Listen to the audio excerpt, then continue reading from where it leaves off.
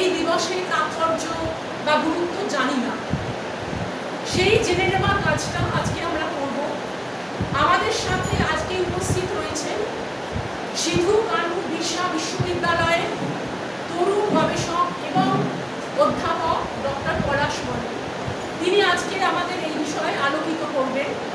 কিন্তু তার আগে আমি আমাদের অধ্যক্ষ ডক্টর অয়ন্তিকা ঘোষ মহাশয় এবং আজকে আমাদের সম্মানিত বক্তা ডক্টর পলাশ মণ্ডলকে স্টেজে এসে আসন গ্রহণ করতে অনুরোধ করছি।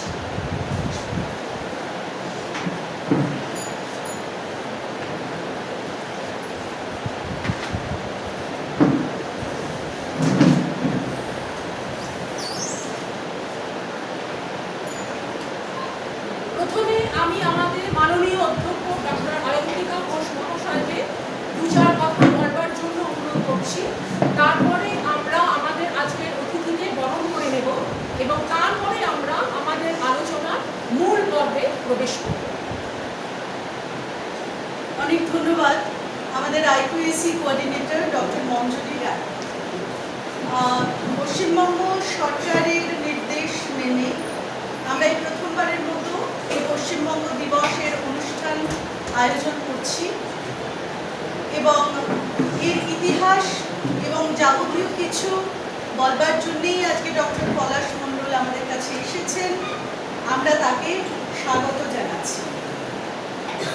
আমরা সমস্ত ছাত্র ছাত্রী এবং সমবেত অধ্যাপক শিক্ষক এবং শিক্ষাকর্মী বন্ধুদেরও স্বাগত জানাচ্ছি এই অনুষ্ঠানকে সফলভাবে টেনে নিয়ে যাওয়ার জন্য এবং সম্পাদন করার জন্য খুব শর্ট পিরিয়ড নোটিস টাইম। বেশি কথা বলার নেই। যে জায়গায় আমরা থাকি সেটা আমাদের ভূমি, আর সেই ভূমি বা মাটিটুকু আঁকড়ে আমরা বেঁচে থাকি, একে অপরের সঙ্গে হাত ধরাধরি করি। এভাবেই একটা অখণ্ড দেশের চেতনা তৈরি হয়, একটা অখণ্ড জাতি জনজাতির চেতনা তৈরি হয়। আমরা বাঙালি, আমাদের মূল্যবোধ, আমাদের আবেগ সবকিছুই গান, সাহিত্য, ক্রীড়া সমস্ত কিছু কৃষ্টিকে নিয়ে একসঙ্গে জাগ্রত থাকে।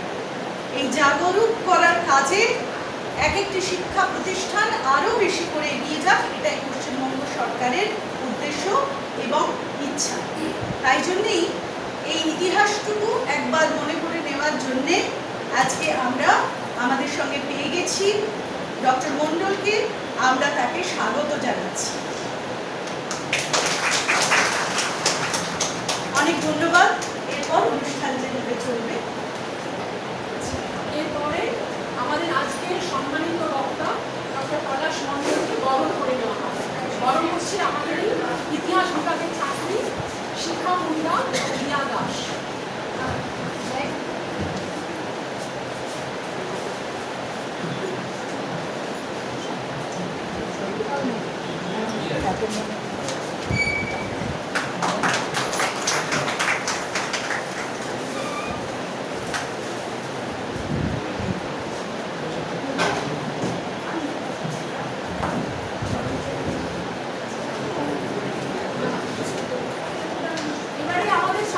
বরণ করে নিচ্ছেন আমাদের মাননীয় অধ্যক্ষ ডক্টর অয়ন্তিকা ঘোষ মহাশয়।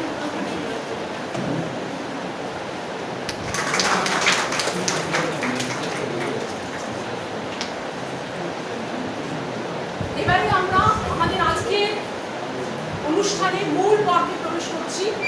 আজকে আমাদের সম্মানিত বক্তা ডক্টর পলাশ মণ্ডল, তার বহুবিধ কর্মধারার একটা সংক্ষিপ্ত বিবরণ আমি দিচ্ছি। তিনি বর্তমানে সিধু কানু বিরসা বিশ্ববিদ্যালয়ে ইতিহাস বিভাগে কর্মরত আছেন। বঙ্গীয় ইতিহাস সমিতির জেনারেল সেক্রেটারি পদেও তিনি আসীন রয়েছেন। তার এরিয়া অফ স্পেশালাইজেশন হল modern Indian history with special reference to nationalist movement in India and left politics in Bengal in colonial and post colonial period. স্নাতক স্তরে তিনি বহু পাঠ্য গ্রন্থ রচনা করেছেন। তার মধ্যে মিশরের ইতিহাস, ভারতবর্ষের ধারণা এগুলি যথেষ্ট সমাদৃত হয়েছে শিক্ষক এবং ছাত্র মহলে। জাতীয় এবং আন্তর্জাতিক স্তরে প্রকাশিত একাধিক একাধিক জার্নালে তার প্রায় 50টির বেশি প্রবন্ধ ইতিমধ্যেই প্রকাশিত হয়েছে। ঢাকা সহ পশ্চিমবঙ্গের একাধিক একাডেমিক বডির প্রশাসনিক পদে তিনি আসীন রয়েছে। এছাড়াও ইতিহাসের বহু ঐতিহ্যপূর্ণ প্রতিষ্ঠানে তিনি আজীবন সদস্য পদে আসীন রয়েছে। তার মধ্যে Asiatic society Bangladesh, Asiatic society Calcutta, বঙ্গীয় ইতিহাস সমিতি কলকাতা, ইতিহাস একাডেমি বাংলাদেশ এবং আরও বহু প্রতিষ্ঠান। এহেন গুণী ব্যক্তি সান্নিধ্যে আমরা অত্যন্ত গৌরব অনুভব করছি। আমরা আজকে খুবই সম্মানিত। এবারে আমরা তার সুচিন্তিত বক্তব্য শুনে নেব। ডক্টর পলাশ মণ্ডলকে আমি অনুরোধ করছি তিনি যেন তার বক্তব্য আমাদের সামনে তুলে ধরেন।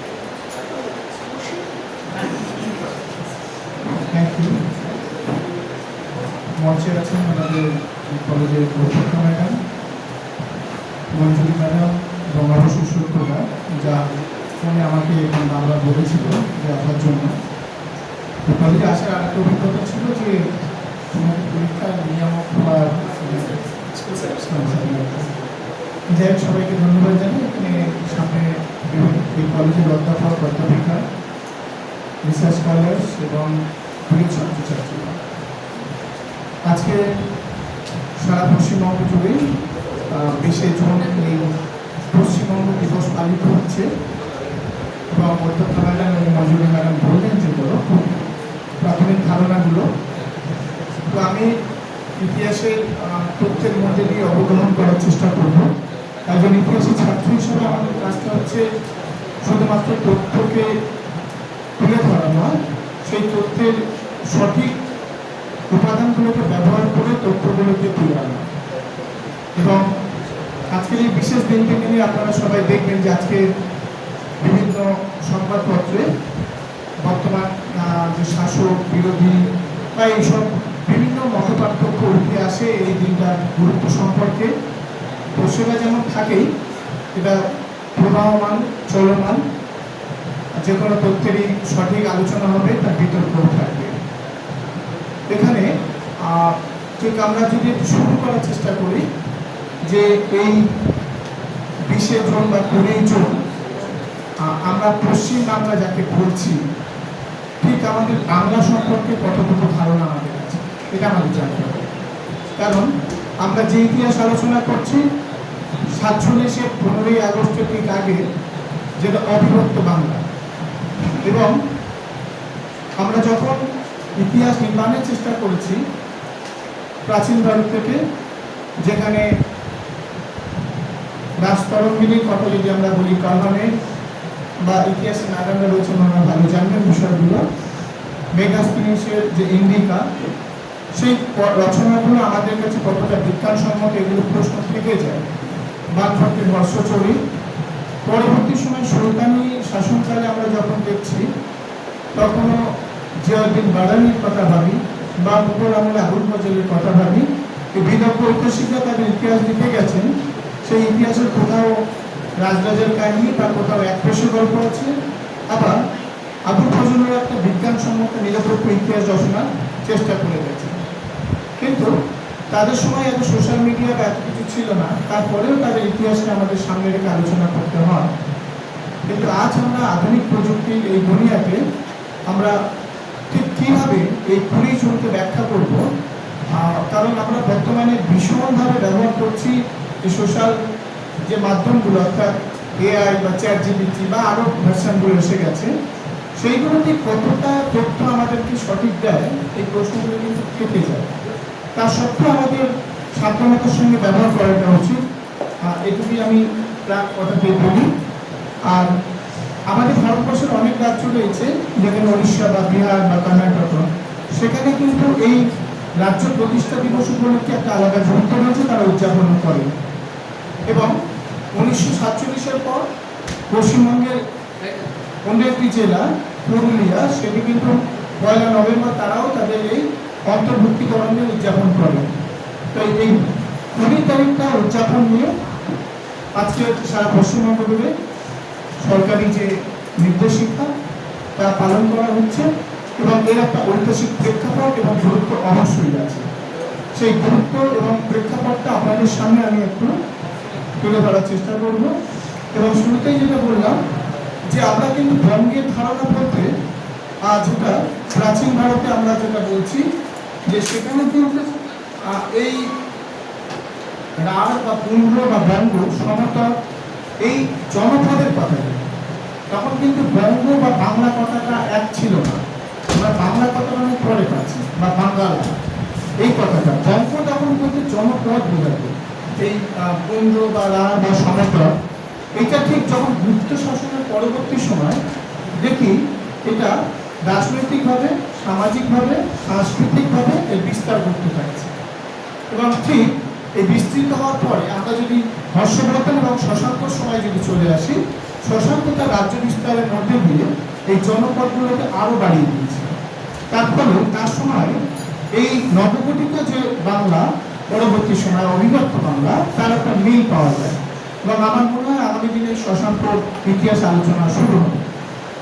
পরবর্তী সময়ে আমরা যদি দেখি যে ঠিক যখন সরকারি শাসন ব্যবস্থা চলছে ভারতবর্ষ জুড়ে 1206 থেকে 1526, এই সময়কালে বাংলায় দুটো শাসনকালের কথা আমরা জানি, ইলিয়াস শাহী শাসন এবং হুসেন শাহী শাসন। এই শামসুদ্দিন ইলিয়াস শাহ এবং আলাউদ্দিন হুসেন শাহ তার সময় কিন্তু এই বাংলার পরিধিটা অনেক বাড়িয়ে দিয়েছিলেন। এবং ওই যে ব্যাখ্যাটা, সেখান থেকে কিন্তু বাংলা অবিভক্ত বাংলার চিত্রটা মোটামুটি ওই সময় থেকে আমরা ধরে নিচ্ছি যে আমাদের জিওগ্রাফিক্যাল ব্যাকগ্রাউন্ডটা। আমি এখানে ঠিক নীহাররঞ্জন রায়ের কথা বলবো, যা বাংলার ইতিহাসের আদিপর্ব যে বইটি, এবং মধ্যযুগের বাংলা সম্পর্কে ধারণা লাভ করতে গেলে আমাদের রমেশচন্দ্র মজুমদার বিশিষ্ট ঐতিহাসিক, তার কথা বলতে হয়। এবং এছাড়া যে গ্রন্থগুলো আমি দেখানোর চেষ্টা করেছি, যেমন আর্য মঞ্জুশ্রী মূলকল্প বা অতুল সুরের বাঙালি নৃতাত্ত্বিক পরিচয়, রমাপ্রসাদ চন্দ্রের গৌর রাজমালা, দীনেশ চন্দ্র সেনের বৃহৎ বঙ্গ, এই ঘটনাগুলো বা এই বইগুলোতে বঙ্গ সম্পর্কে এবং পরবর্তী পরিবর্তিত বাংলা সম্পর্কে একটা রূপ পাওয়া যায়। এবং চতুর্দশ শতকে যেটা দেখা যায় যে এই সময় বাংলা, বিশেষ করে লক্ষণাবতী, গৌড়, সোনারগাঁও, সাতগাঁও ছিল রাজনৈতিক কেন্দ্র, এটা ইলিয়াস শাহের সময়। এবং পঞ্চদশ শতকে আলাউদ্দিন হুসেন শাহ যখন আসে, সেই সময় দেখা যায় বাংলার সুলতানি যুগ, স্বর্ণযুগ ছিল, এবং তার শাসনকালে বাংলার ভূখণ্ড আরও বিস্তৃত ও সুসংহত হয়।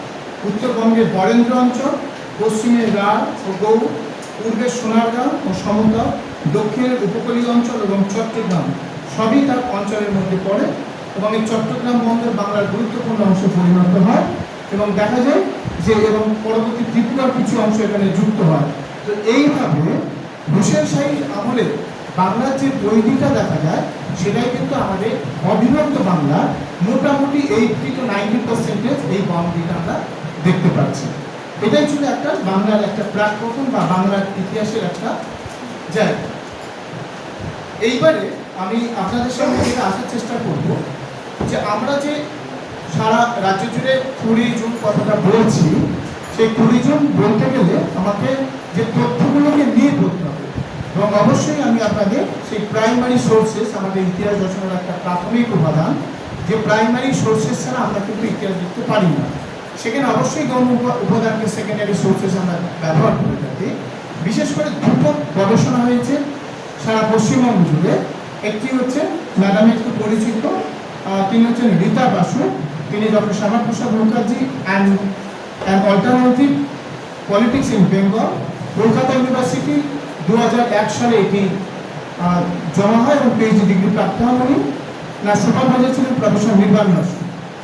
আরেকটি সম্প্রতি 2011 সালে কল্যাণ ইউনিভার্সিটি থেকে এটি হয় Nabakumar Adar, Shyama Prasad Mukherjee, study of his role in Bengal politics 1929 to 1953। এই দুটো বই বা থিসিস একমাত্র গবেষণালব্ধ। এর বাইরে এখনো পর্যন্ত সোদগঙ্গা, যেটা আমরা রিসার্চ সাইট বলে থাকি, সেখানে গবেষণালব্ধ জিনিসপত্র পাওয়া যাচ্ছে না। এই দুটো জায়গা থেকে আমি আমার আলোচনা বিভিন্ন তথ্য নিয়েছি।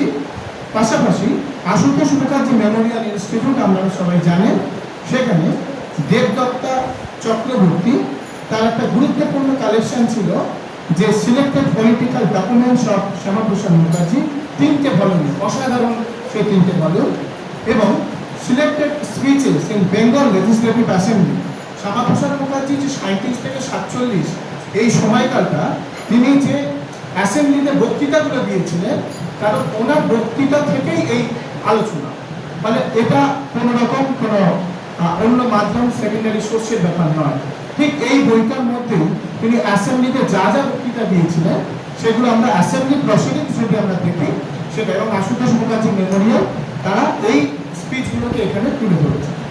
তাছাড়া অধ্যাপক নিখিলেশ ঘোষ সম্পাদিত শ্যামাপ্রসাদ, এছাড়া অন্যান্য অনেক বই আছে যেগুলো প্রেক্ষাপট, দৃষ্টিভঙ্গি, সেই দৃষ্টিভঙ্গিগুলো কখনো একপেশে হতে পারে, কখনো বিতর্কিত হতে পারে, কিন্তু আমি যে জায়গাগুলো বলার চেষ্টা করলাম এটা মোটামুটি সবগুলো রিসার্চ ওরিয়েন্টেড বা গবেষণালব্ধ জায়গা, যেখান থেকে শ্যামাপ্রসাদ মুখার্জি এবং এই 20 জুনের গল্পটি বলবো না, ইতিহাস সমৃদ্ধ তথ্যগুলো আপনাদের সামনে বোঝানোর চেষ্টা করবো একটু খুব সংক্ষেপে।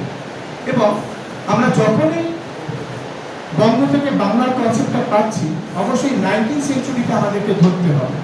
তাহলে এই 19th সেঞ্চুরি ছিল আমাদের বাঙালি জীবনে একটা গুরুত্বপূর্ণ পর্ব, কারণ এখানেই শুরু হচ্ছে ন্যাশনালিজমের একটা বড় কনসেপ্ট, জাতীয়তাবাদের। কারণ আবেদন নিবেদন নীতির পরিবর্তে যখন দেখা যাচ্ছে একটা সশস্ত্র জাতীয়তাবাদের কথা বলা হয়, এবং সেই জাতীয়তাবাদের মূলে যে আবেগ, যেটা ভারতবর্ষে বাংলার সমস্ত ভারতবর্ষকে পরিচালিত করছিল, সেই আবেগে বঙ্কিমচন্দ্র তখন যেভাবে আলোচিত হয়েছিল, আজকের বর্তমান প্রেক্ষাপটে বঙ্কিমচন্দ্রের আলোচনা প্রায়শই উঠে আসছে। এবং তখন যে বিপ্লবী আন্দোলনের ধারাগুলো গড়ে উঠেছিল, মূলত অনুশীলন সমিতি, যুগান্তর সমিতি, এর বাইরে কিন্তু অনেক বিপ্লবী সংগঠন ছিল, যেমন শ্রী সংঘ, দীপালী সংঘ। এই সংঘগুলো কিন্তু তাদের মূল আধার ছিল এই বঙ্কিমচন্দ্রের আনন্দমঠ, স্বামী বিবেকানন্দের কিছু কথা, ঋষি অরবিন্দের কথা, এবং বিভিন্ন বিপ্লবীদের শ্রী রামকৃষ্ণ কথাই বলা যায়। সবগুলোর মধ্যেই বলা হচ্ছে যে তার জাতীয়তাবাদের প্রাণ খুঁজে দিয়েছিলেন, অর্থাৎ দেশ ও মাতৃকাকে কিভাবে রক্ষা করতে হবে। এখানে কিন্তু হিন্দু মুসলমান ব্যাপার ছিল না, এখানে ছিল একটা জাতীয়তাবাদের প্রশ্ন, যে জাতীয়তাবাদ সার্বিক জাতীয়তাবাদ, যে জাতীয়তাবাদ সাম্রাজ্যবাদ বিরোধী জাতীয়তাবাদ, যে জাতীয়তাবাদ 1947-এর পর এই জাতীয়তাবাদের সংজ্ঞা কিন্তু আবার বিভিন্নভাবে দেখানো হয়েছে, সেটা অন্য আলোচনার প্রেক্ষাপট। সুতরাং আমরা বঙ্গ থেকে বাংলা এবং এখান থেকে জাতীয়তাবাদ, এই কথাটা মাথায় রাখতে হবে। এবারে যদি আমরা বলার চেষ্টা করি যে এই 20 জনের আলোচনাকে 2-3টে ভাগে ভাগ করা যেতে পারে, সেটা কেমন ভাবে? একটা হচ্ছে ব্রিটিশ প্রশাসকদের বিভিন্ন ঘোষণা, এইটা একটা দিক। দ্বিতীয় দিক হচ্ছে মুসলমান বা সেই সময় বিভিন্ন তাদের স্বতন্ত্র দাবি নিয়ে তাদের বিভিন্ন লীগ বা তাদের বিভিন্ন অর্গানাইজেশন প্রতিষ্ঠা এবং তাদের বক্তব্য তুলে ধরা। আরেকটি গুরুত্বপূর্ণ দিক হলো সেই সময় কংগ্রেস পার্টি এবং হিন্দু মহাসমাজের একটা গুরুত্বপূর্ণ অংশ। তার সঙ্গে একটা দিক হলো যেটা আমরা 46-এর পরবর্তী বা ওই সময়টা ভীষণভাবে গুরুত্বপূর্ণ হয়ে উঠেছিল, সেটা হচ্ছে যুক্তবঙ্গের একটা পরিকল্পনা, যেটা সোহরাবর্তী এবং শরৎচন্দ্র বসুর ঘটনা। ফলে এই কতগুলো ঘটনার প্রেক্ষাপট যদি আমরা বুঝতে পারি, তাহলে আমরা বুঝতে পারবো যে 20 জন ছিল না, 20 জন আসতে গেলে তাকে অনেক কাঠখড় নোট করাতে হয়েছিল। ওই সময় অনেক আলাপ আলোচনা, অনেক মিটিং। আমরা ইতিহাসের ভাষায় যেটা বলি বিবর্তন, ওই যে রামাভিতার কাছ থেকে হোমো হাবিলাস থেকে হোমো ইরেক্টাস থেকে হোমো স্যাপিয়েন্স, এই যে বিবর্তনটা, ঠিক এই ইতিহাসের বিবর্তনটা কিন্তু একেবারে অবিভক্ত বাংলা একটা প্রাইমারিলি আমরা জাতীয় কংগ্রেস প্রতিষ্ঠা 1885 এবং তারপরে যে বড় ঘটনাটা ঘটছে 1905-এর লর্ড কার্জনের বঙ্গবিভাগ, সেখান থেকে কিন্তু এই ইতিহাসের প্রেক্ষাপটগুলো শুরু হয়ে যাচ্ছে। এবং আমি এই আলোচনাগুলো, অর্থাৎ এই অর্গানাইজেশন তাদের কাজকর্মগুলো একটু সংক্ষেপে আলোচনা করব, এবং ঠিক যেখান থেকে আমরা শ্যামাপ্রসাদ মুখার্জিকে পাবো, অর্থাৎ তার এটা অবলম্বিত তার বঙ্গভঙ্গের পরিকল্পনা গ্রন্থে পরিষ্কারভাবে লিখছে যে শ্যামাপ্রসাদের কার্যকলাপকে যদি বুঝতে হয়, তার রাজনৈতিক কার্যকলাপ, তাহলে একটা দশক গুরুত্বপূর্ণ, অর্থাৎ 40 থেকে তার 50-এর দশক।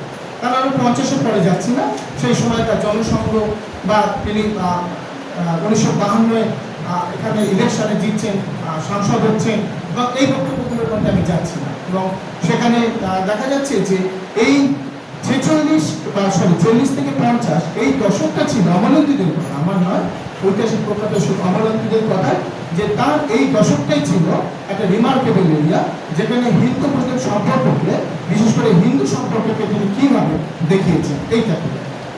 পাশাপাশি অমলেশ ত্রিপাঠী বা স্বাধীনতা সংগ্রামের ইতিহাস গ্রন্থে সেখানে কিন্তু দেখাতে চেয়েছে, সেখানে শ্যামাপ্রসাদ মুখার্জির ভূমিকা 6টা পেজে ব্যাখ্যা করেছে, 467-68 পেজ এবং 368 পেজে এই ছোট ছোট করে লিখেছেন। কিন্তু তিনি যেটা করেছেন একটা অসাধারণ পাণ্ডিত্যপূর্ণ আলোচনা, যে আলোচনাকে বারবার দেখেছেন যে কিভাবে মুসলিম লীগের সঙ্গে কংগ্রেসের সম্পর্ক, কি করে কংগ্রেসের সঙ্গে হিন্দু মহাসভার সম্পর্ক, কিভাবে মুসলিম লীগের সঙ্গে আবার হিন্দু মহাসভার সম্পর্ক এবং শ্যামাপ্রসাদ মুখার্জির সম্পর্ক।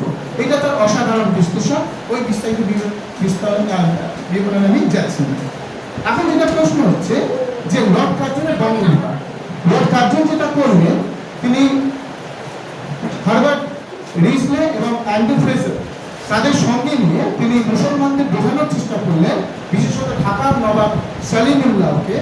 তিনি বললেন যে ঢাকা, চট্টগ্রাম, রাজশাহী, পার্বত্য ত্রিপুরা, মালদহ, দার্জিলিং অর্থাৎ উত্তরবঙ্গ ও পূর্ববঙ্গ যুক্ত করে ইস্টার্ন বেঙ্গল এবং আসাম প্রদেশ এইটা গঠন করতে হবে।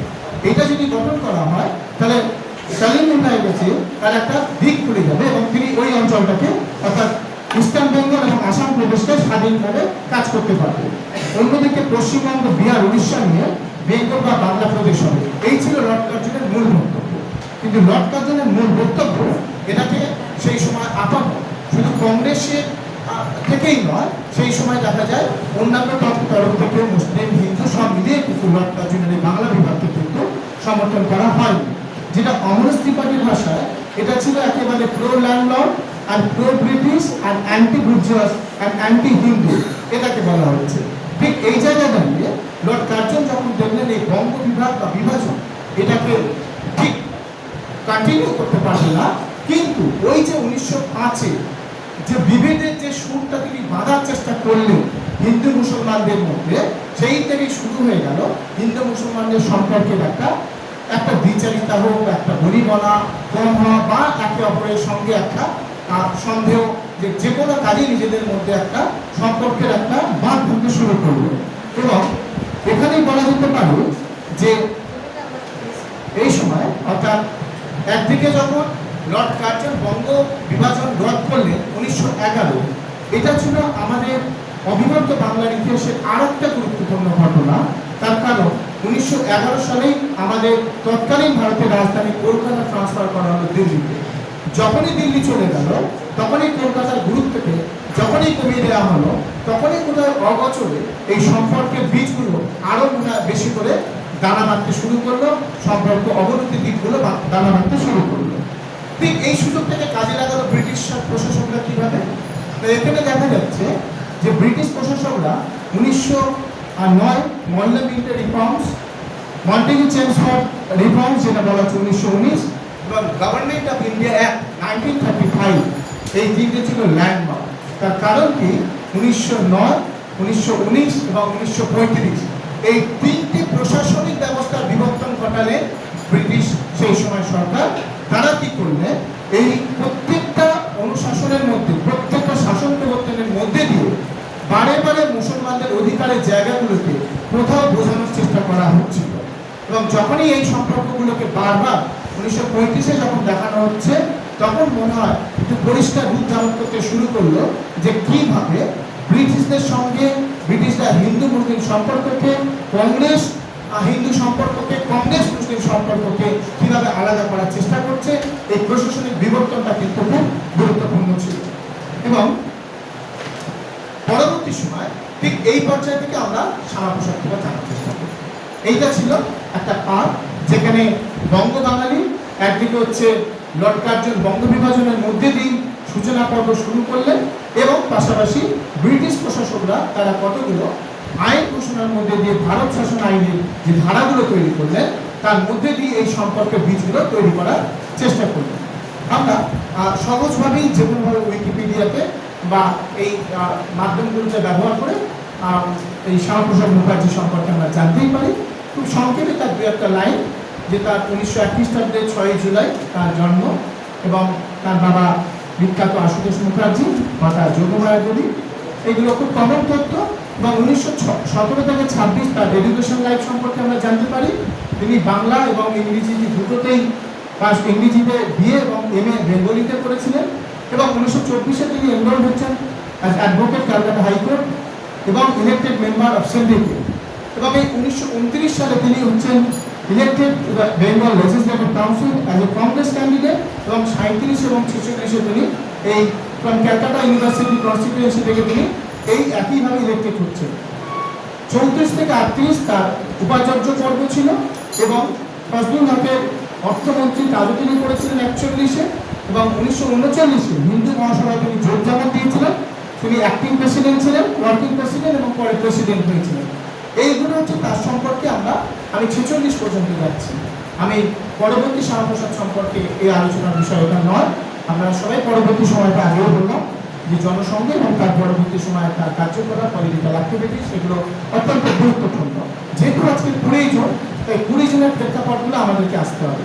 এবং দেখা যাচ্ছে, এবং ওই একটা তথ্য আপনাদের শেয়ার করে রাখি, যে 52 সালে যখন তিনি লোকসভা ভোটে এখানে দাঁড়িয়েছিলেন ক্যালকাটা সাউথ ইস্ট পোর্শন থেকে, তিনি 65-26টি ভোট পেয়েছিলেন।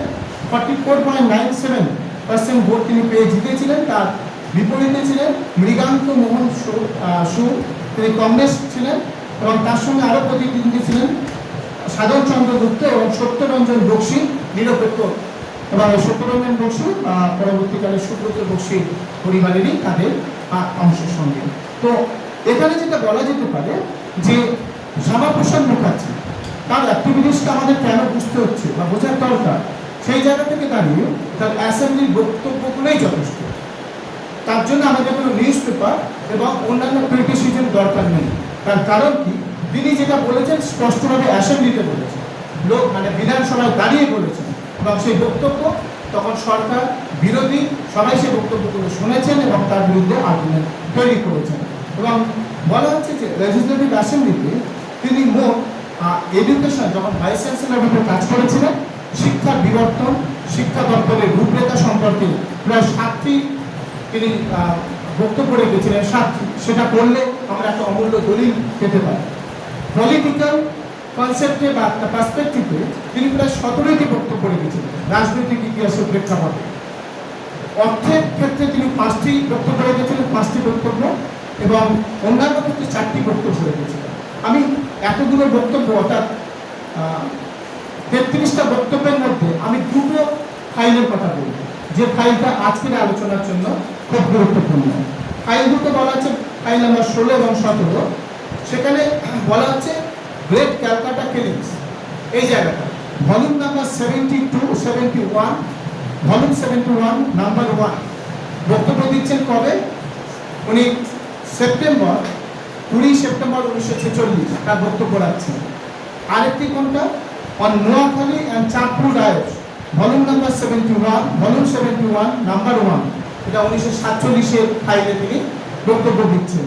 এবং এই বক্তব্যগুলো থেকে পরিষ্কারভাবে তিনি এই গ্রেট ক্যালকাটা কিলিংসের যে বক্তব্য, সেখানে পরিষ্কার তিনি দেখাচ্ছেন জিন্না বিরোধী মানসিকতা, সুরাবর্তী বিরোধী মানসিকতা এবং মুসলিম বিরোধী মানসিকতা। এই বক্তব্যগুলো সেখানে পরিষ্কারভাবে তুলে ধরছেন। এবং এখানে যেটা দেখানোর চেষ্টা করছেন একটা জায়গা, বিশেষ করে সুরাবর্তীর সঙ্গে ঘটনাটা, আমি একটা লাইন রিপিট করবো আপনাদের সামনে।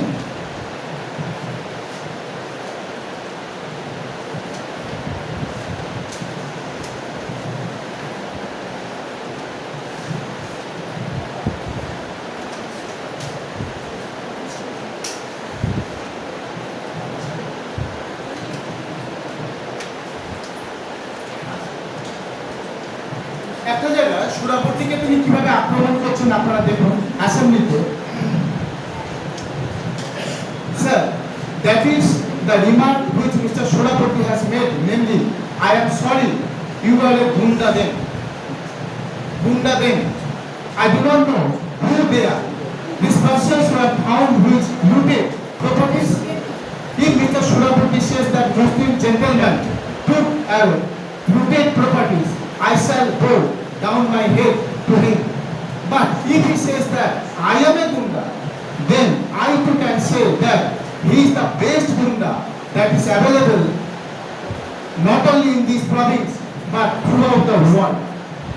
অর্থাৎ শ্যামাপ্রসাদ মুখার্জি তার বক্তব্যগুলো কিভাবে জিন্না বিরোধী এবং সুরাবর্তী বিরোধী এই মানসিকতাটা তৈরি করছে 1946 সালে, এইটা ভাবার জন্য কিন্তু ওই যে বললাম 1905-এর 1919 1935-এ যে অ্যাক্টগুলো তৈরি হচ্ছে, তার পাশাপাশি এখানে আমাদের জানতে হবে যে কেন এতটা মুসলিম বিরোধী হলেন।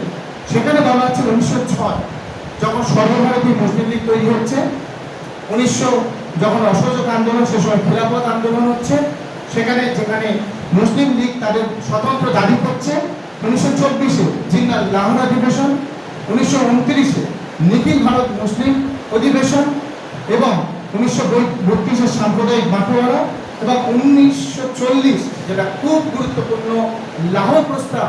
এই লাহোর প্রস্তাবে জিন্নার দ্বিজাতি তত্ত্ব বা আমরা 14 পয়েন্টস বলা হয়ে থাকে, তার 14 দফা দাবি, যে জিন্নাকে একটা সময় নিরপেক্ষভাবে কাজ করতে দেখা গেছে, যে শ্যামাপ্রসাদকে আমরা নিরপেক্ষভাবে কথা বলতে দেখেছি, যে সুরাবর্তীকে নিরপেক্ষভাবে কথা বলতে দেখেছি, তা নয় একটা সময় দেখা যাচ্ছে যে বিবর্তনের ইতিহাস বা সময়ের সঙ্গে রাজনৈতিক বিবর্তন, সামাজিক বিবর্তন, সাংস্কৃতিক বিবর্তনের সঙ্গে সঙ্গে তাদের মানসিকতার বিবর্তন ঘটছে। এবং এই 14 দফা দাবিতে সেখানে কিন্তু পরিষ্কারভাবে মুসলমানদের জন্য আলাদা করে শাসন ব্যবস্থা, আলাদা করে স্বতন্ত্র অঞ্চলের দাবির কথা বলা হচ্ছে। এবং এই জায়গা থেকেই শুরু হয়ে যায় শ্যামাপ্রসাদের লড়াই, যে কিভাবে এই লড়াই থেকে হিন্দুদেরকে রক্ষা করা যাবে এবং হিন্দু অঞ্চলকে বা পূর্ববঙ্গকে কিভাবে দেখা যাবে। কারণ আমরা বারবার দেখেছি কি মাউন্ট ব্যাটেন 3rd জুন যখন তিনি আসছেন বা র্যাডক্লিফের তার লাইন যেটা ভাগ করা হচ্ছে, সেই প্ল্যানটা কিন্তু পাস হচ্ছে 3rd জুনের পর 15 আগস্টে কিন্তু দেখানো হচ্ছে না, 17 আগস্টে দেখানো হচ্ছে, যাতে গন্ডগোল বা কোনো রকম সমস্যা না তৈরি হয়। এখন এই 1946 সালে যে গুরুত্বপূর্ণ ঘটনা ঘটেছিল, যে কলকাতার দাঙ্গা এবং নোয়াখালীর সমস্যা, এই কলকাতার দাঙ্গা এবং নোয়াখালীর সমস্যা থেকে শুরু হয়ে যায় শ্যামাপ্রসাদ মুখার্জির তার বিভিন্ন বক্তব্য বা তার বিভিন্ন স্পিচ থেকে নেওয়া কিছু কথাবার্তা, যেগুলো আমি আপনাদের সঙ্গে মাঝে মাঝে পড়ার চেষ্টা করব। বিশেষত 1946-এর 16ই আগস্ট কলকাতার সাম্প্রদায়িক দাঙ্গার সময় মুসলমানদের হাত থেকে হিন্দুদের রক্ষা করবার জন্য হিন্দু মহাসভা যেমন বঙ্গভঙ্গের দাবি করে, এই সময় থেকে হিন্দু মহাসভা হিন্দু মধ্যবিত্তের মধ্যে এই দাবির সমর্থনের প্রচার শুরু করে এবং শ্যামাপ্রসাদ মুখার্জি তাকে পূর্ণ সমর্থন করতে শুরু করে। আজকে যে ঘটনাটা অর্থাৎ 4 এপ্রিল বঙ্গীয় প্রাদেশিক কংগ্রেস কমিটি বাংলা বিভাগে যে সিদ্ধান্ত নিয়েছিল শ্যামাপ্রসাদ তাকে সমর্থন করেছিলেন, এবং তারকেশ্বরের যে মিটিং, যেটা আমাদের সবাইকে বুঝতে হবে যে শ্যামাপ্রসাদকে বুঝতে গেলে এবং এই 20 জনের গল্পটা বুঝতে গেলে তারকেশ্বরের 5th এপ্রিল, 4th এপ্রিল এবং 6th এপ্রিল যে ঘটনাগুলো ঘটছে, সেখানে কি বলা হচ্ছে? সেখানে বলা হচ্ছে under the presidentship of N C. Chatterjee. N C. Chatterjee ছিলেন তিনি সোমনাথ চ্যাটার্জির পিতা, বাবা।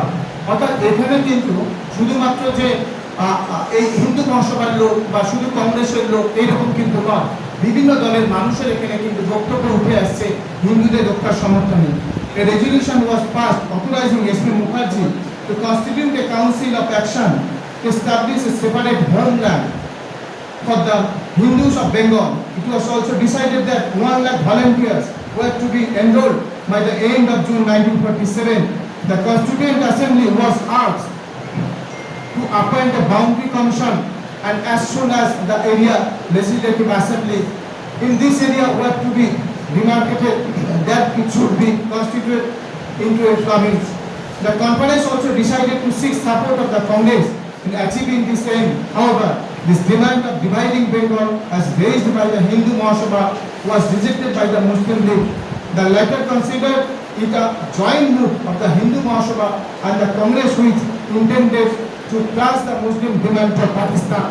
এখানে কিন্তু পরিষ্কারভাবে মুসলিম লীগ এবং কংগ্রেস তারা কিন্তু এই পাকিস্তান এবং এই যে মুসলমানদের পাকিস্তান দাবি, সেই জায়গাগুলো কিন্তু তারা যতটা দাবি করছে, পাশাপাশি পূর্ববঙ্গ বা এই দাবিগুলো কিন্তু সেখানে তারা নস্যাৎ করছেন। ফলে সেখান থেকে শ্যামাপ্রসাদ মুখার্জি ভিতরে যে লড়াইটা আরো শক্ত করার চেষ্টা করছেন তিনি। এবং একটা পাম্পলেট বা সেখানে তিনি বলছেন যে বাংলাকে কেন বিভক্ত করা হবে না।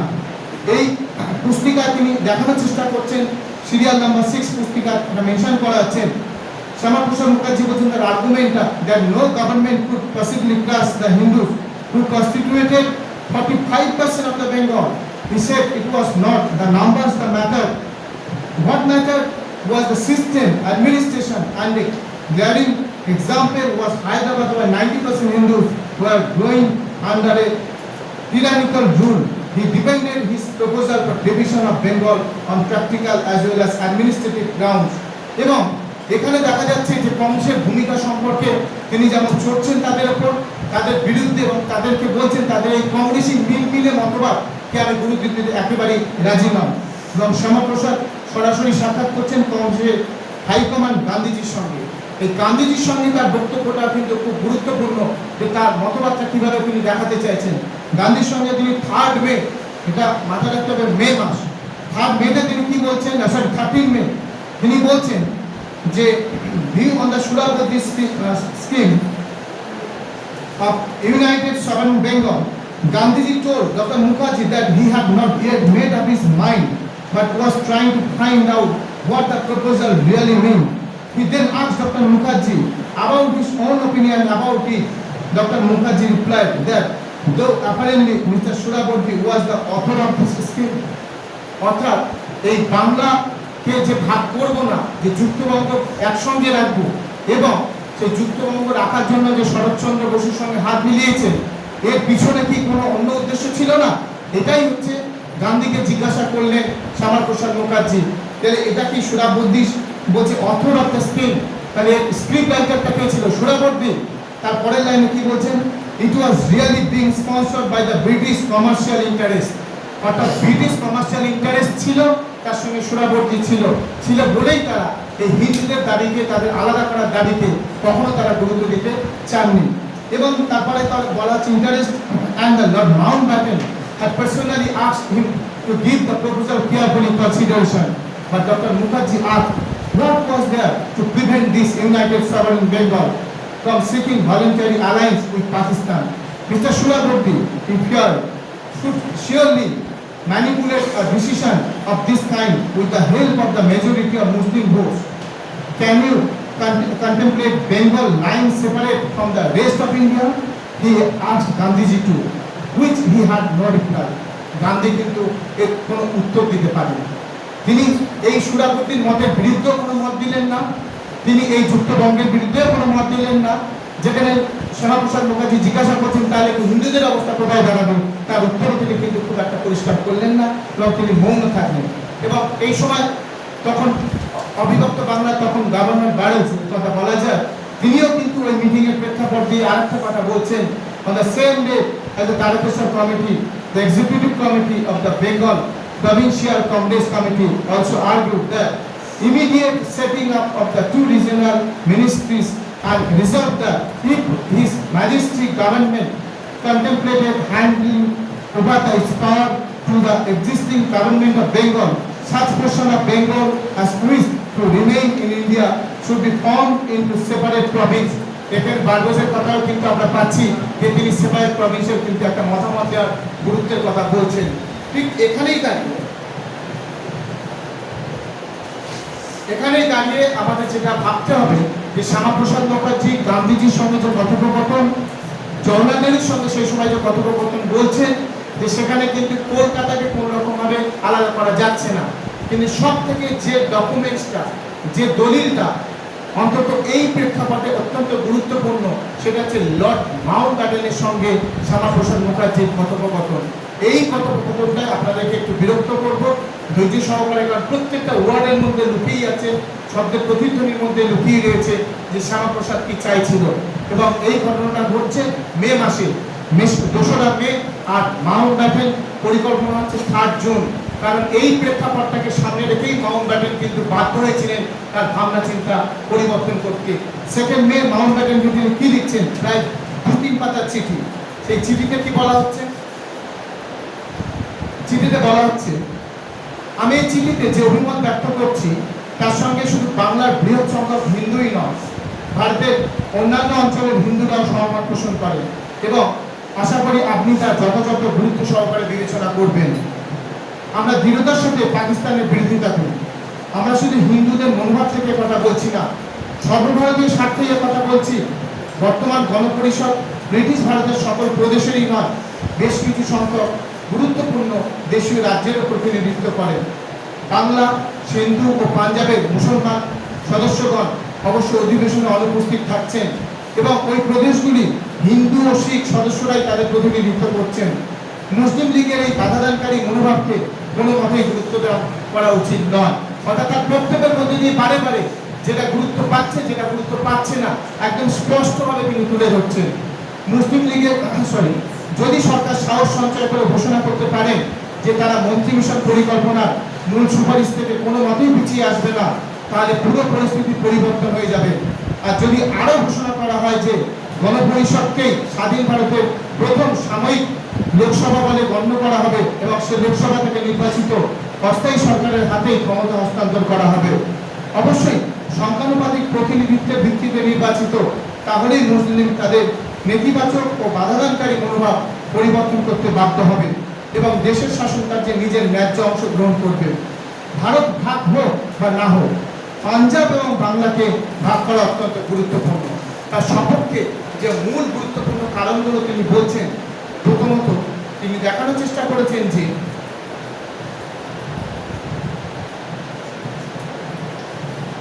বাংলার আয়তন ৭৪,০০০ বর্গ মাইল, জনসংখ্যা প্রায় ৬ কোটি। শুধুমাত্র শাসন কার্যের সুবিধার্থে বাংলার বর্তমান আয়তন ভাগ করা কেবল প্রয়োজন নয়, বাঞ্ছনীয় বটে। বর্তমানে বাংলা ব্রিটিশ ভারতের নিকৃষ্টতম শাসনাধীন বলা যায়। এই যে প্রয়োজন নয়, বাঞ্ছনীয় বটে, এই জায়গাটাই জোর দিচ্ছেন হিস্টোরিয়ানরা। তারা এই জায়গাটার উপর গুরুত্ব দিচ্ছেন যে কোনো একটা বিখ্যাত বা সেই সময় সমাদৃত তৎকালীন জনমানুষের যে সমস্ত মনীষী থেকে শুরু করে বিদগ্ধ মানুষ, পণ্ডিত মানুষ, তাদের one of the Shyama Prasad Mukherjee, ফলে তার এই ফোর্স দেওয়াটা ও শব্দগুলোর উপর ছোঁক বা জোর দেওয়াটা ছিল খুব গুরুত্বপূর্ণ। এবং এই ছোট ছোট ওয়ার্ডগুলোকেই কিন্তু আমরা ডিবেটে নিয়ে আসতে পারি, আমরা আর্গুমেন্টে আনতে পারি, আমরা ক্রিটিসাইজ করতে পারি এবং বুঝতে পারি যে তার এই বক্তব্যগুলোর গুরুত্বটা কোথায়। দ্বিতীয় তিনি কি বলছেন, 10 বছরের সাম্প্রদায়িক কুশাসন। সাম্প্রদায়িক কুশাসন কেন বলছেন তিনি? বলছেন অবিভক্ত বাংলা কাদেরকে তিনি পাচ্ছেন? সুরাবর্দিকে পাচ্ছেন এবং দেখা যায় যে ফজলুল হককে পাচ্ছেন। এই যে তারা পরপর যে শাসন ব্যবস্থা চালিয়ে দেবে, তারা মুসলিম পরিচালিত শাসন ব্যবস্থা, সেইটাকে তিনি বলছেন 10 বছরের সাম্প্রদায়িক কুশাসন ও বিশৃঙ্খল শাসন ব্যবস্থায় বাংলার হিন্দুরা নিদারুণভাবে নির্যাতিত হয়েছে। এই প্রদেশের উন্নয়নে তাদের অপরিসীম অবদান সত্ত্বেও শাসন ক্ষেত্রে তাদের কোনো স্থান নেই। মুসলিম স্বার্থ সংরক্ষণই ভারতের একমাত্র সংখ্যালঘু সমস্যা নয়। গত 10 বছরে বাংলার শাসন ব্যবস্থার উপর যদি কোনো নিরপেক্ষ সমীক্ষা চালানো হয়, তাহলে দেখানো যাবে হিন্দুরা কেবলমাত্র সাম্প্রদায়িক দাঙ্গা ও গোলযোগের জন্য ক্ষতিগ্রস্ত হয়নি, জাতীয় জীবনের সকল রকম ক্রিয়াকাণ্ডে, যেমন শিক্ষা, অর্থনীতি, রাজনীতি, এমনকি ধর্মাচরণ সমেত সকল ক্ষেত্রে নির্যাতিত ও ক্ষতিগ্রস্ত হয়েছে। এই যে তিনি একটা কথা তার আগে বলেছেন নিরপেক্ষ সমীক্ষা, তিনি কিন্তু বলেননি যে বায়াসড হতে, তিনি বলেননি যে একপেশে আলোচনা করতে। নিরপেক্ষ সমীক্ষার মধ্যে দিয়ে তিনি শিক্ষা, অর্থনীতি, রাজনীতি, ধর্মকে তিনি তুলে ধরেছেন। পরে আরেক জায়গায় বলছেন বাংলার সৌভাগ্য এই যে দুই প্রধান সম্প্রদায় মোটামুটি দুটি আলাদা অঞ্চলের সংখ্যাগুরু হিসেবে বাস করছে, ফলে এদের বিভাজন সহজতর হবে। হিন্দু বাংলা ভাগে পড়বে প্রায় 35,000 বর্গ মাইল জমি ও 2,40,00,000 লোক। এটি ভারতের এমনকি ইউরোপ ও আমেরিকার অনেক প্রদেশ বা দেশের সমান বা তার চেয়েও আকারে বড়। বাংলায় 76 লক্ষ তপশিলি হিন্দুর মধ্যে 45 লক্ষ তপশিলি হিন্দু সমেত হিন্দু জনসংখ্যা 2/3 বেশি লোক হিন্দু বাংলায় পড়বে। এর ফলে দুটি বৃহৎ সম্প্রদায় নিজ নিজ সংখ্যাগরিষ্ঠ এলাকায় নিজের কর্মদক্ষতা ও ঐতিহ্য অনুসারে উন্নতি সাধনে সক্ষম হবে এবং তার ফলে দুটি সম্প্রদায়ের মধ্যে ক্রমাগত বিরোধ ও সংঘর্ষের অবসান ঘটবে। দুটি প্রদেশেই দুই বৃহৎ সম্প্রদায় শীঘ্রই বুঝতে পারবে তাদের পারস্পরিক স্বার্থে উভয় প্রদেশের সংখ্যালঘু নিরাপত্তা বিধান করতে হবে। দুটি প্রদেশের ভিত্তিতে ইউনিয়ন অন্তর্ভুক্ত থাকবে। যদি ধর্মীয় ভিত্তিতেই ভাগ করতে হয়, তাহলে বাংলা ভাগ আবশ্যিক। এইটার প্রেক্ষাপটে তিনি আবারও বলছেন হিন্দু ও মুসলিম দুটি পৃথক জাতি এবং মুসলমানরা অবশ্যই নিজস্ব বাসভূমি ও নিজস্ব রাষ্ট্রের অধিকারী। এই সূত্র বা মতবাদের উপর মিস্টার জিন্নার পাকিস্তান দাবি প্রতিষ্ঠিত। যদি তাই হয়, তাহলে বাংলার 2,60,00,000 হিন্দুও দাবি করতে পারে যে পৃথক জাতি হিসাবে তাদেরও মুসলিম রাষ্ট্রে বসবাসে বাধ্য করা হবে না, এবং বাংলার যে অংশে হিন্দুরা সংখ্যাগরিষ্ঠ সে অঞ্চলকে বিচ্ছিন্ন করতে হবে, এবং এই নবগঠিত প্রদেশটি হিন্দু ভারতীয় ইউনিয়নের সঙ্গেই যুক্ত থাকবে। মিস্টার জিন্নাহ এই দাবি কোনো মতেই প্রতিহত করতে পারবেন না, কারণ 16ই মে মন্ত্রী মিশনেও কিন্তু এই একই কথা বলা হয়েছিল। ফলে দেখা যায় যে মিস্টার জিন্নাহ দাবির পিছনে যে যুক্তি খাড়া করা হয়েছে সেই একই যুক্তি কিন্তু বাংলা ভাগের জন্য খাড়া করা যেতে পারে। পাশাপাশি তিনি কি বলছেন যে বলা হচ্ছে বাংলা পাঞ্জাব ভাগ হলে ভারতের অন্যান্য এলাকাও একই যুক্তিতে ভাগ করতে হবে, এটা একেবারেই অবান্তর কথা। যদি ভারতের সম্প্রদায় ভিত্তিতে কোনো এলাকাকে আলাদা প্রদেশে রূপদানের প্রশ্ন ওঠে তবে তার গুণগত বিচার করতে হবে, কিন্তু এখানে ওখানে ক্ষুদ্র পকেট তুল্য এলাকাকে প্রদেশের মর্যাদা দেওয়া যাবে না। পূর্ববঙ্গে হিন্দু সংখ্যাগরিষ্ঠ বহু শহর ও অঞ্চল রয়েছে, আমরা কিন্তু সেগুলি হিন্দু সংখ্যাগরিষ্ঠ আলাদা প্রদেশ রূপে গঠন করার দাবি করছি না, কারণ বাংলায় যে বৃহৎ হিন্দু সংখ্যাগরিষ্ঠ অঞ্চল হিন্দু ভারতের সংলগ্ন লাগোয়া রয়েছে তা আলাদা প্রদেশ হিসাবে গঠিত হতে পারে বলে আমরা বাংলা বিভাগে দাবি করছি। এই পয়েন্টটা আরেকটু গুরুত্বপূর্ণ, যেটাকে বলা হচ্ছে পপুলেশন এক্সচেঞ্জ থিওরি। কি বলছেন মিস্টার জিন্নাহ? লোক ও সম্পত্তি বিনিময়ের কথা বলছে, যেটা যদি অবিভক্ত বাংলায় পাকিস্তানের কবলে সমর্পণ করা হয় তাহলে 2,60,00,000 হিন্দুকে সরিয়ে আনতে হবে, যা কার্যত অসম্ভব। অপরপক্ষে বাংলা ভাগ করা হয় তাহলে লোক বিনিময়ের প্রশ্ন তুলনামূলকভাবে সহজতর হবে, কারণ মুসলিম বাংলায় 90 লক্ষ হিন্দু থেকে যাবে আর হিন্দু বাংলায় থেকে যাবে 60 লক্ষ মুসলমান। এই যে থিওরিটা পপুলেশন এক্সচেঞ্জ অর্থাৎ জন বিনিময়, অর্থাৎ এই যে ব্যাপারটা এবং লোক বিনিময়ের যে ব্যাপারটা, জনবিন্যাসের যে তত্ত্বটা, এইটা কিন্তু প্রথম শ্যামাপ্রসাদ মুখার্জি বারবার প্রুভ করার চেষ্টা করেছিলেন, কারণ তিনি বুঝতে পেরেছিলেন যে পূর্ব পাকিস্তানে যদি হিন্দুদের সংখ্যাটা এখানে নিয়ে আসা যায় এবং এখান থেকে মুসলিমদের সংখ্যাটা যতটা পরিমাণে এক্সচেঞ্জ করা যায়, আমি কিন্তু নেহরু লিয়াকত চুক্তির কথা বলছি না, এটা কিন্তু সম্পূর্ণভাবে এক্সচেঞ্জ থিওরি। এটা শ্যামাপ্রসাদ মুখার্জি তার বক্তব্য কাকে লিখছেন? এটা লিখছেন কিন্তু 2রা মে মাউন্টব্যাটেনকে, অর্থাৎ ওই এক্সচেঞ্জ পপুলেশনের যে লোক বিনিময়ের যে থিওরি, এইটাই কিন্তু তার দূরদৃষ্টি, যেটা মনে হয়েছিল 1947 পর আপনারা দেখেছেন যে প্রফুল্ল চুকুমা চক্রবর্তী তার মার্জিনাল মেন এবং জয় চ্যাটার্জি তার ডিভাইডেড বেঙ্গল প্রত্যেকটা বইতে কিভাবে দেখিয়েছেন যে উদ্বাস্তু সমস্যা বাংলা ভাগ হওয়ার পর থেকে কিভাবে অগণিত স্রোত, বিশেষ করে হিন্দুদের তো এসেছে তার বেশিরভাগ অংশ, সেই সড়কটা কিন্তু করিয়ে দিয়েছিলেন শ্যামাপ্রসাদ মুখার্জি 2রা মে মাউন্টব্যাটেনকে, যে এই এক্সচেঞ্জের খুব দরকার ছিল। এবং পাশাপাশি তিনি এটাও বলেছেন যে অবশ্যই এটা যে সংখ্যাগুরু মুসলিম লীগরাই তাদের যদি দায়িত্ব দেওয়া হয় তারা পৃথক জাতিতত্ত্বের প্রবক্তা রূপে ধর্মান্ধ অনুভব দ্বারা পরিচালিত হবে। আমরা আমাদের ভাগ্য তাদের হাতে সমর্পণ করতে রাজি নই, আমরা কোনো মতেই ভারতের অবশিষ্টাংশ থেকে নিজেদের বিচ্ছিন্ন করে নিতেও রাজি নই। এই প্রশ্নে কোনো সমঝোতা, সালিসি বিচার আমরা করব না, মানব না। এই একেবারে এত স্টেটমেন্টের মধ্যে দিয়ে ঝাঁঝালো বক্তব্য যে আমরা কোনো রকমভাবে ভারতের অবশিষ্টাংশ থেকে নিজেদের বিচ্ছিন্ন করতে রাজি নই, মুসলিমদের ধর্মান্ধ মনোভাবকে মানতে চাই না, আবার কোনো সমঝোতাও যেতে চাই না, সালিসি বিবেচনা করতে প্রস্তুত নই। অর্থাৎ এই পূর্ববঙ্গ বা এই হিন্দুদের জন্য তাদের শেল্টার লাগবে, এটাই হচ্ছে তার মূল বক্তব্য এই মাউন্টব্যাটেনকে। এবং তিনি বারবার বলছেন আমি অত্যন্ত খোলাখুলিভাবে আপনাকে সব কথা লিখেছি, কারণ আমি ন্যায়ত ধর্মকে বিশ্বাস করি যে এটা আমাদের কাছে, আমার নিজের কাছেও জীবন মরণ সমস্যা, লাইফ টাইম প্রবলেম। এই জীবন মরণ সমস্যাটাকেও কোট আনকোট করা হচ্ছে যে তিনি নিজেকে এই সম্পর্কের ইতিহাস থেকে জীবন মরণ সমস্যা দিয়েও ব্যাখ্যা করার চেষ্টা করছেন।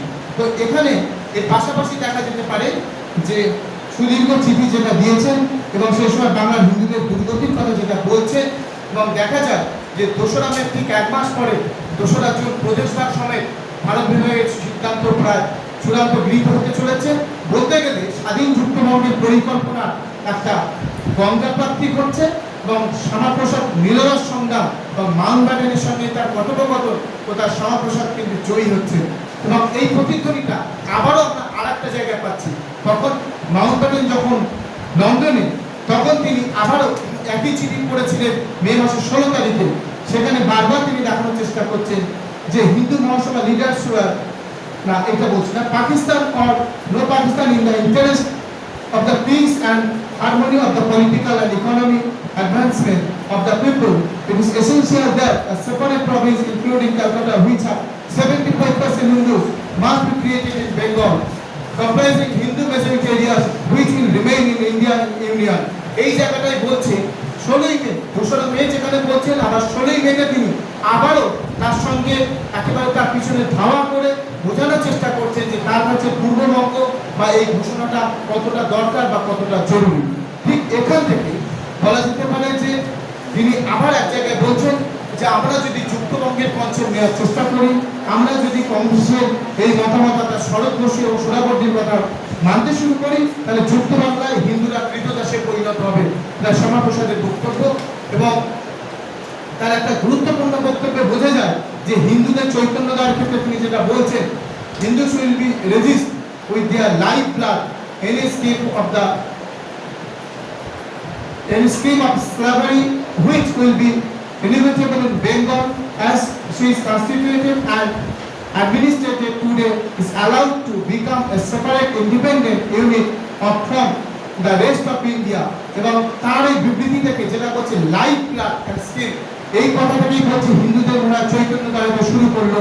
বাংলা হিন্দু সংখ্যাগরিষ্ঠ অঞ্চলে মুসলিম লীগের করার গ্রাস থেকে রক্ষা করা যায় তার জনমত গড়ে উঠতে শুরু করলো।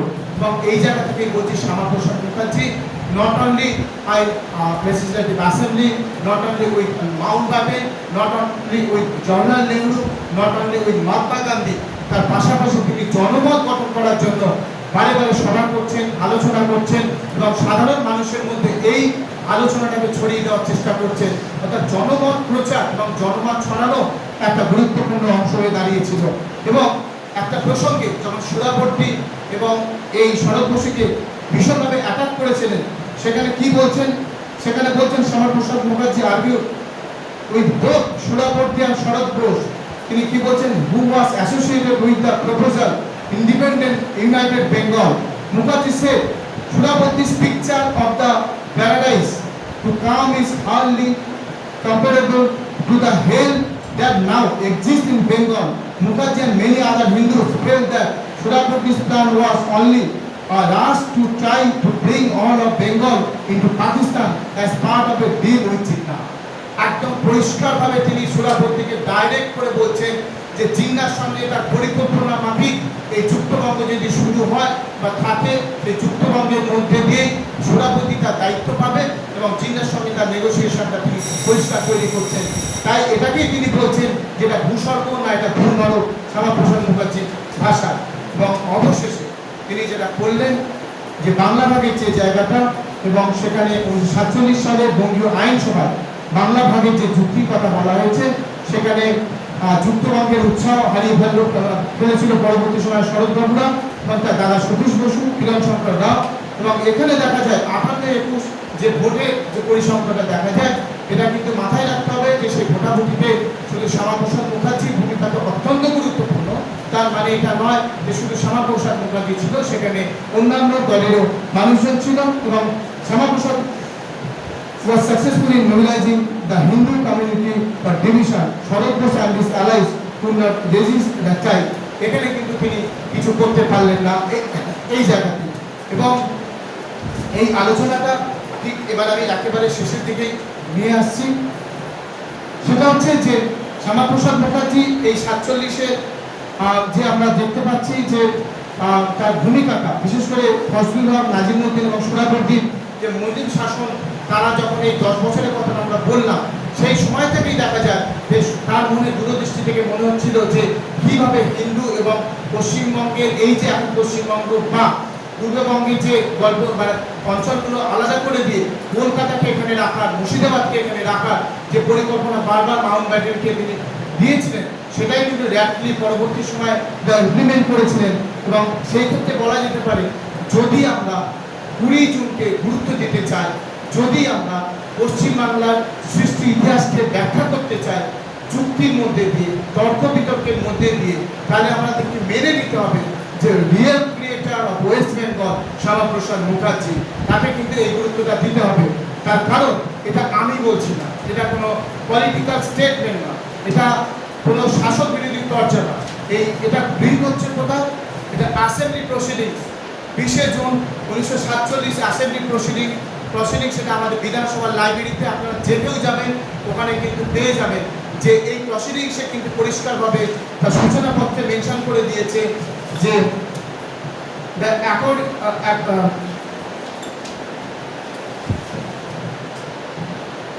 accordance with the Mountbatten Plan, the partition of India in going on the 20th June 1947. আসলে লেখাটা একটু স্ক্যান করা তো একটু মানে বুঝতে পারছি না।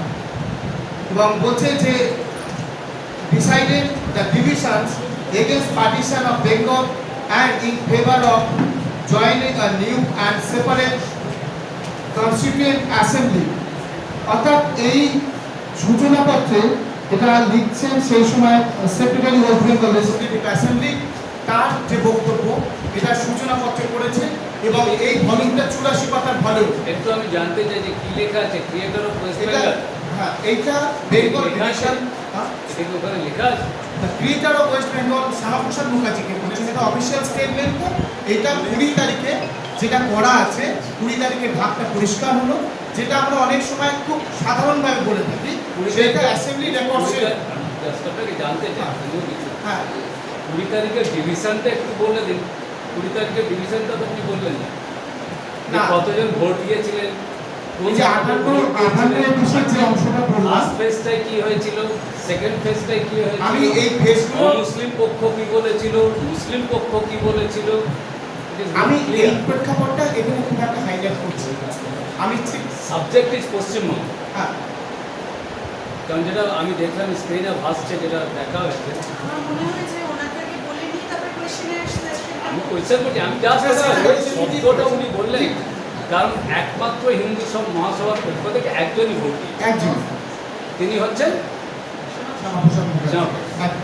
তারকেশ্বর আপনি বললেন যে তারকেশ্বরের সঙ্গে যোগীনাথ সরকার থেকে অন্যরাও সবাই ছিলেন, সেটা আপনি স্কিপ করেছেন। আমি আপনার বক্তৃতার কন্ট্রাডিক্টরি করছি, আপনি ওই একদম কনক্লুশনে ওই শব্দটা বললেন বলে আমি জাস্ট বললাম। না, আমি জাস্ট অ্যাসেম্বলি প্রসিডিংস থেকে আমি দেখে নিয়েছি। ঠিক আছে, আপনি যেটা বলছেন সেটাও ঠিক। 55-2-1 হ্যাঁ, তাতে বিধান রায়ও থাকবেন, তাতে জ্যোতি বসু একেবারে থাকবেন, তো মেনশন করলাম কর্মচারীও যেখানে থাকবেন। সংখ্যাটা সর্বদলীয় সংখ্যা রয়েছে। 55 কংগ্রেস, 2 সিপিআই, 1 হিন্দু মহাসভা। আমি তো সর্বদলীয় সংখ্যার কথা বললাম। তো যাই হোক, এখানে এই অ্যাসেম্বলি বক্তৃতার মধ্যে দিয়ে আমি যেটা ফাইনালি যেটা আপনাদের সঙ্গে আলোচনা ব্যাখ্যা করতে চাইলাম যে 20শে জুন এই যে পশ্চিমবঙ্গ সৃষ্টির যে ইতিহাসটা, এটা বিভিন্ন রকমভাবে শাসক বিরোধী চর্চায় যে বিলুপ্ত এবং আজকে বর্তমান পেপারেও, মানে বর্তমান না, আজকে যে বিভিন্ন প্রাইম নিউজ পেপারগুলো আছে সেখানেও বিভিন্ন রকম ব্যাখ্যাগুলো রয়েছে। আমি ইতিহাসের পার্সপেক্টিভে যে পাঁচটা বোঝানোর চেষ্টা করলাম, সেটা হচ্ছে যে বঙ্গ থেকে বাংলা এই কনসেপ্টটা কীভাবে বিবর্তিত হচ্ছে, বাংলার কনসেপ্টটা থেকে কীভাবে আমরা একটা দিকে যখন জাতীয়তাবাদী ঘরানা থেকে যখন সাম্রাজ্যবাদী বিরোধী লড়াইটাকে আমরা প্রতিষ্ঠিত করার চেষ্টা করছি, ঠিক সেই সময় দাঁড়িয়ে ব্রিটিশ প্রশাসকদের যেমন বিভিন্ন সংস্কারগুলো মল্লবিন্দ থেকে শুরু করে ভারত শাসন আইন, পাশাপাশি এদিকে মুসলিম লীগ প্রতিষ্ঠা থেকে শুরু করে লাহোর প্রস্তাব, অর্থাৎ একাধারে এবং সুরাবর্তী এবং শরৎ বসুর তার যুক্তবঙ্গের ব্যাপারটা, ঠিক এই প্রেক্ষাপটে দাঁড়িয়ে শ্যামাপ্রসাদ মুখার্জি বা হিন্দু মহাসভার ভূমিকা থেকে শ্যামাপ্রসাদ মুখার্জি কতটা তার মতো করে লড়াই করার চেষ্টা করেছেন বা সেই লড়াইটা কতটা ফলপ্রসূ হয়েছে, সেই যুক্তিগুলো আমি quoted from assembly, quoted from Amalendu De, quoted from Amalesh Tripathi. এবং এখানে অবশ্যই স্যার যেটা বললেন, আমি এটা অলরেডি মেনশন করেছি যে এখানে কিন্তু জনমত যে শ্যামাপ্রসাদ মুখার্জি সব ছিলেন, এই জনমতে তা নয়। এখানে কিন্তু কংগ্রেস থেকে শুরু করে যুক্তবঙ্গে যারা পরিকল্পনা করেছেন তারা থেকে শুরু করে এনসি চ্যাটার্জি, সোমনাথ চ্যাটার্জির বাবা অর্থাৎ জ্যোতি বসু থেকে শুরু করে সর্বদলীয় সম্মত কিন্তু এখানে হয়ে এই বঙ্গ বিভাজনে কিন্তু এই রূপরেখাটা এই দিক তৈরি হয়েছিল। এবং এই তথ্যগুলো আমরা সরাসরি অনেক সময় মুখে বলে থাকি, আমরা ইতিহাসের ছাত্র হিসেবে, গবেষক হিসেবে আমাদের কাজ হচ্ছে সেই ডকুমেন্টটাকে অথেন্টিকেট করা বা সেটা কোথা থেকে অ্যানালাইজ করছি, সেই জায়গাটার জন্য আপনাদের এই অ্যাসেম্বলি প্রসিডিংসের টেস্টটাকে বা তার এই ইন্ট্রোডাকশনটাকে দেখা। ধন্যবাদ। আপনাদের কি কারো কিছু বলার আছে বা ওনার কাছ থেকে বাড়তি জানার আছে?